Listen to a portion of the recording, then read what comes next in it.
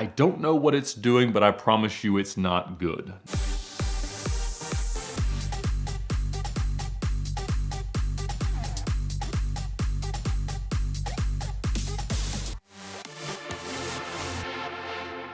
Your success on a road trip really comes down to how well you prepare before you start. But of course, some of the best laid plans just don't work out that way. And that was certainly my experience this year on GoldRush. We'd procrastinated a bit, but I felt like we had my Mercedes McLaren SLR really dialed in and ready to go. But of course, when you see the spectrum of supercars that are generally in attendance on an exotic car rally, almost all of them are brand new or maybe 5 years old. But of course, since I have such an intense allergy to depreciation, I don't own new supercars. I buy them that are 10 or 15 years old. And when you go on a road trip in an aging supercar, things tend to go a little bit strangely. But in theory, the SLR is a perfect long-distance touring car. That's really how it was designed, with McLaren and Mercedes teaming up to build a car that could just consume continents. And I had done most of last year's GoldRush rally in an SLR, and mine, to be quite honest, drives a whole lot better than that one. And so it's not a tiny, agile sports car, but at the end of the day, for most of the highway cruising and some of the more technical and interesting roads, it's a great car for it. So Arnie and I were once again representing ModFind, which is one of the VINwiki sponsors, and that's what team we were for last year's GoldRush rally. Please do download the ModFind app. It's an enthusiast marketplace where you can buy, sell, trade, new, used, OEM aftermarket, anything you want related to the car hobby, parts or whatever, and you can buy and sell them much like you might on Facebook Marketplace, but it's a much more targeted way where you can share your listing and even offer a kickback to other enthusiasts to help you market your things. And so I got the SLR ready and we drove it up to Manhattan. And, to be honest, when you think about planning a route for a large exotic car rally like this, there's a lot of sensitivities, and the people at GoldRush do a brilliant job of scouting each drive and making sure that it is actually a place where you can take a car like this. And so even though most of the cities that were along the route, like Manhattan, Washington, D.C., even New Orleans, are sometimes a little bit hostile to exotic cars, they had planned some police escorts and things like that to get us in and out and to make sure that we had as good a time possible. Now, of course, those still tend to work best for a brand new Ferrari, Lamborghini, McLaren, things like that. Not as much for some of the aging cars that don't have front-end lift systems and whatever. But regardless, I was very, very excited to be taking the Paris Hilton SLR on such a trip. And it was supposed to be about 5,000 miles round trip, call it 1,000 miles north, and then through the whole rally about 3,000 miles, ending in Dallas, and then driving back home. And so it seemed like a great idea. Arnie was going to be my co-driver for the first half, and my wife was going to pick up on a stop through Atlanta, and then we would continue. And so it was going to be a great trip, about 11 days in total, including my getting there and coming home, and always an amazing adventure, great hotels, great food, all the things that you would normally expect from a rally like this. Unfortunately, I don't drive all the way into New York City the first night. I didn't have a hotel in the city, didn't want to deal with parking, so I get about 2 or 3 hours out, and I stop for the night, and it is pouring. There's been tropical storms rolling through all up and down the East Coast and around the Gulf, and so we knew we were going to encounter a lot of weather throughout the route, but regardless, it seems like a car that can handle it. Mercedes tends to build good cars. So I wake up the next morning, I go to start the car, and it gives me a fuel system malfunction. Now, of course, it's not running strangely. It's not actually a check engine light. It just has an engine error and a big red arrow that says visit workshop. I'm obviously not going to go visit the workshop. It seems to be running fine, so every time I start the car from then on, I just have to clear that error. The other issue that was starting to present was some strange behavior out of the air conditioning control. It's not exactly straight out of a Mercedes, but most of the stuff is generally sourced from the Mercedes parts bin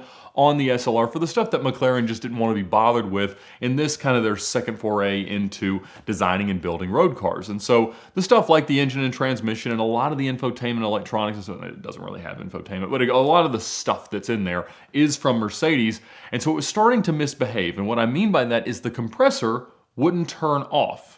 Now that's better than the alternative, but usually on a supercar like that, you want to reduce electrical load occasionally and you want to minimize how much you're making the compressor work. And so I do end up turning them off more often than not. But when you press the 0 button or the AC off button, they wouldn't respond. It would flash in this little panel and then it would just stay on. So I don't know, that seems strange. And so I talked to Klink, who was my co-driver and the guy who helped me to rebuild the salvage 12-owner 2-accident S55 that we won the 2904 in. So I call him, and of course he's like a top-level Mercedes tech, has been around everything, and actually was working for MBUSA at the time when the SLRs were being delivered. So he's very familiar with the cars, and he says, I don't know what it's doing, but I promise you it's not good. And that's not what you want to hear, but regardless, it was still working. Now over that next couple hour drive, it would periodically just stop working. Now it would still say that it's on, but the air coming towards you would be decidedly warmer. And so, all right, well, I don't know what's happening.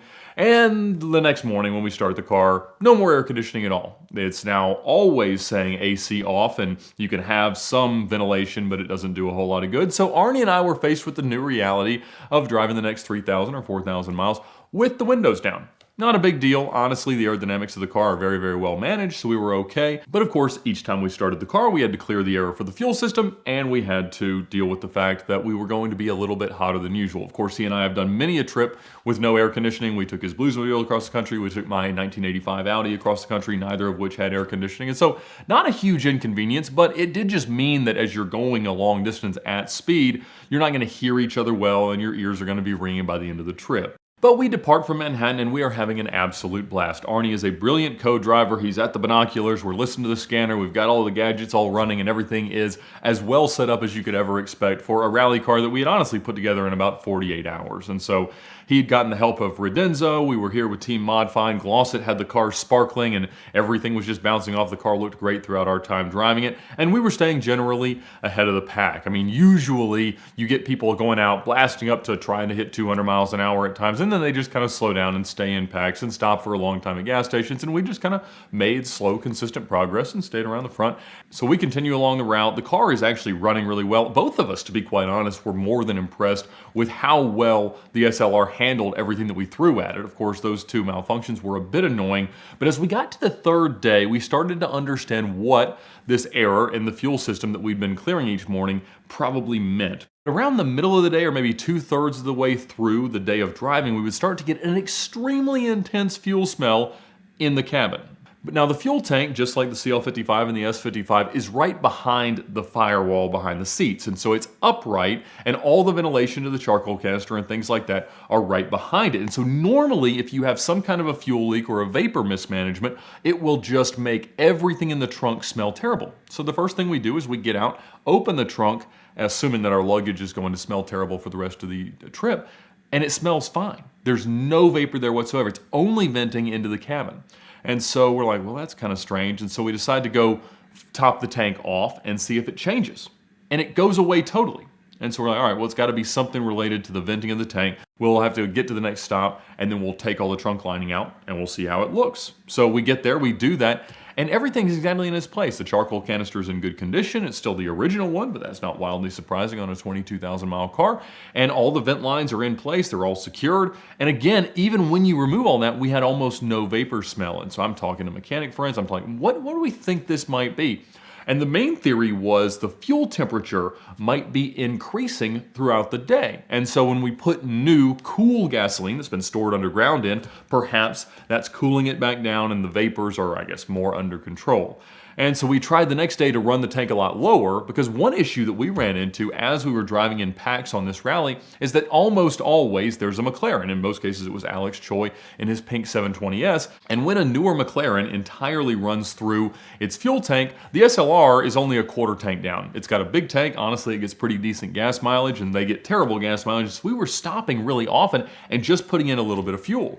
And so that's why we thought perhaps the fuel temperatures were climbing throughout the day. And so we decided to do it differently. We'll run it almost all the way empty, fill it all the way back up, nice cool gasoline, and see if that helps. It did not. In fact, it got even more intense. And so we were at the point where during some parts of the day, we were almost having to drive with our heads out the window. And so we knew that this needed to be sorted out, but no one could recommend a good solution. And the Mercedes-Benz dealers that we were going to be passing along the way, either weren't SLR certified or they just didn't have any availability. I mean, at this point, when you try to get a service appointment, you're 2, 3, 4 weeks out. And even in an emergent situation for a car that needs to make it to the next rally stop, they didn't have anything for me. And so I knew that with the prospect of my wife being the co-pilot and honestly me wanting to survive the rest of the trip in a little bit more comfort, I was going to need to change out of the SLR and into something else. Now, I had just finished doing about 2,500 miles in the LP640 for car trek, and I had an issue with the front diff bushings and an occasional misfire and some other things, and the clutch is on its way out. And so I couldn't take it. The Gallardo was a little bit too small to pack in. The 599 is not entirely legal to drive on the road at the moment, and so the only real option was the Scud. Now, I had done another rally, about 6,000 miles in that car a couple of years ago. It does really, really well, but it's very, very stiff. There's no sound deadening. You do hear a lot, but regardless, it was something my wife could drive, and I was excited to be able to get into something else and go. So on the Atlanta stop, I actually leave Chateau Elan, which was the hotel destination for dinner that night. And so I eat dinner, I come home, I sleep in my own bed, I see my kids, and we swap everything into the Scud. The next morning, we go out to Honda Carland, about 10 minutes from my house. We sticker up the Scud, and we get ready to depart. And of course, I had left the Scud on a trickle charger. It started right up when I wanted to leave, but for some reason, the battery had drained. I go to start it when everybody's gonna move out. It won't. So I go into their Honda service department. Fortunately, they had a jump box. I slowly get the battery kind of coming back to life, and I get it started, and we're about 20 minutes behind. And so that's not the way you want to start a leg of a rally, because in many cases, sort of the pack will have stirred up all the police attention, and you'll end up, you know, kind of in the middle of it all. And I didn't have all the great countermeasures that we had installed in the SLR, because those are fixed and hardwired in. And so I was really just with Waze and a Valentine 1. And so a little bit back to the cannonballing dark ages, but regardless, we were in good shape, and we had kind of the network of people who were obviously ahead of us to make it. So we're headed out to Birmingham and then eventually on up to Memphis, and my wife and I have a blast. It's honestly a great couples trip, these rallies. They end up being great hotels, great destinations, and an interesting way to kind of see the country. And so she was excited to come along. It had been a little while with new kids for us to be able to travel like that together. And so we were having a good time, regardless of the fact that we were in a car that only had marginally functional air conditioning and not the most comfortable seats, whatever. But it was perfect. It was everything we wanted it to be. We continue along down to New Orleans, and